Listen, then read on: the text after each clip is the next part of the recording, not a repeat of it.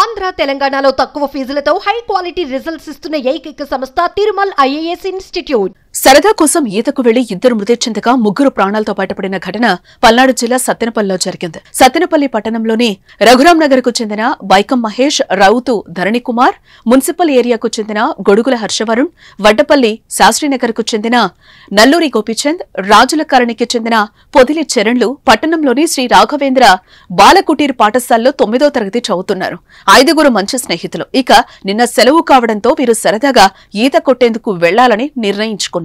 మధ్యాహ్నం భోజనం చేసిన తర్వాత ఐదుగురు కలిసి సాయంత్రం సుమారు 4:30 సమయంలో ఈతకు పయనమయ్యారు. గుంటూరు బ్రాంచ్ కెనాల్లో బి మహేష్, జి హర్షవరుణ్, రౌత్ ధరణి కుమార్ ఒకచోట దిగగా నల్లూరి గోపీచంద్, పొదిలి చరణ్ మరోచోట ఈతకు దిగారు. గోపీచంద్, చరణ్ దిగిన చోట కాలువలో లోతు ఎక్కువగా ఉండడంతో వారిద్దరు గల్లంతయ్యారు. దీంతో మిగిలిన ముగ్గురు భయాందోళన చెంది కాలువ నుంచి ఒడ్డుకు చేరుకున్నారు. పెద్దగా కేకలు వేస్తూ స్థానికంగా ఉన్న వారికి విషయం చెప్పారు. ఇక సమాచారంతో ఘటనా స్థలానికి చేరుకున్న పోలీసులు గజ ఈతగాళ్ల సాయంతో మృతదేహాలను వెలికి తీశారు. ఇక పిల్లల మృతదేహాలను చూసిన కుటుంబ సభ్యులు కన్నీరు మున్నీరుగా విలపిస్తున్నారు. ప్రభువా, మేము ఏం పాపం చేశాం తండ్రి, మాకెందుకు ఇంత అన్యాయం చేశావయ్యా అంటూ మృతుల తల్లిదండ్రులు రోధిస్తున్నారు. గోపి గడి ఈత కొడుతున్నాడు, ఆడదాకా మునిగిపోయాడు, సన్నగా చేయబోతున్నాడు.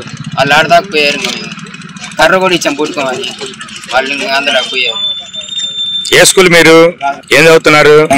ఇప్పుడు ఈ మునిగిపోయిన వాళ్ళు ఇద్దరు పేర్లు ఏంటి? చరణ్, గోపినా?